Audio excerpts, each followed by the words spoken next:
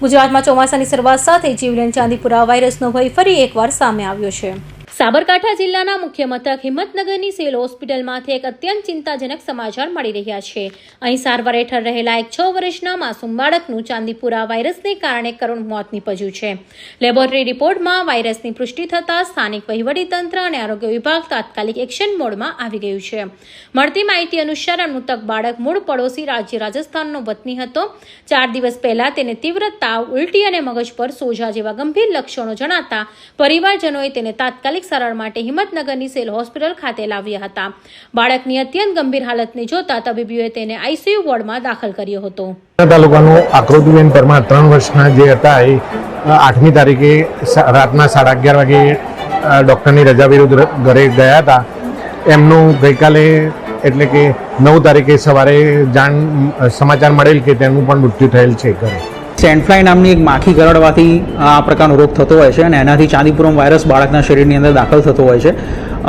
આ પ્રકારના રોગની અંદર બાળકને સિમ્ટમ્સની અંદર 3થી મતલબ રિપીટેડ એપિસોડ ઓફ વોમિટિંગ આવે છે, બહુ ભારે તાવ આવે છે અને આંચકી તરત જ ચાલુ થઈ જાય છે અને એની સાથે સાથે બાળકને કોમામાં પણ સરી જવાની શક્યતા હોય છે। યુઝ્યુઅલી આ એકદમ રેપિડલી પ્રોગ્રેસિવ ડિસીઝ છે, 1 થી 2 દિવસની અંદર જ બાળકને એકદમ કોમાની અંદર જતું રહેતું હોય છે બાળક યુઝ્યુઅલી।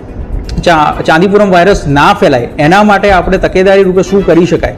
તો જે સેન્ડફ્લાય નામની માખી જે છે એ કરડવાથી જે રોગ થતો હોય છે એને આપણે પ્રિવેન્ટ કરવું જોઈએ। એની માટે લાંબી વાયના કપડાં બાળકોને પહેરાવવા જોઈએ, ઘરની આજુબાજુમાં સ્વચ્છતા રાખવી જોઈએ, ઘરની અંદર જે તિરાડો હોય છે તેની અંદર આ સેન્ડફ્લાય નામની માખી યુઝ્યુઅલી રહેતી હોય છે તો એની આપણે પ્રોપર તકેદારી રાખવી જોઈએ કે ઘરની અંદર જેવી કંઈ તિરાડ હોય એની આપણે પ્રોપરલી ચોખ્ખાઈ રાખવી જોઈએ। સારવાર દરમિયાન બાળકની તબિયત વધુ લથડતા શંકાસ્પદ લક્ષણોને આધારે તેને લોહીના સેમ્પલના પુણેની નેશનલ ઇન્સ્ટિટ્યૂટ ઓફ વિરોલોજી અથવા માન્ય લેબોરેટરી મોકલવામાં આવ્યા હતા। કમનસીબે રિપોર્ટ પોઝિટિવ આવે તે પહેલા જ માસૂમ દમ તોડી દીધો હતો। ત્યારબાદ આવેલા રિપોર્ટમાં બાળકને ચાંદીપુરા વાયરસ હોવાનું સત્તાવાર રીતે સાબિત થયું છે। બાળકોના રિપોર્ટ પોઝિટિવ આવતાની સાથે સાબરકાંઠા જિલ્લા આરોગ્ય વિભાગ દ્વારા યુદ્ધના ધોરણે કામગીરી શરૂ કરી દેવામાં આવી છે। જે વિસ્તારોમાં બાળકોને હોસ્પિટલ લાવવામાં આવ્યા હતા અને તેની આસપાસના વિસ્તારોમાં મેડિકલો ટીમો દ્વારા ઘરે ઘરે જઈને અન્ય બાળકોના સ્વાસ્થ્યની તપાસ કરવામાં આવી રહી છે। કૌશિક પટેલનો report, Hind TV news, Surat.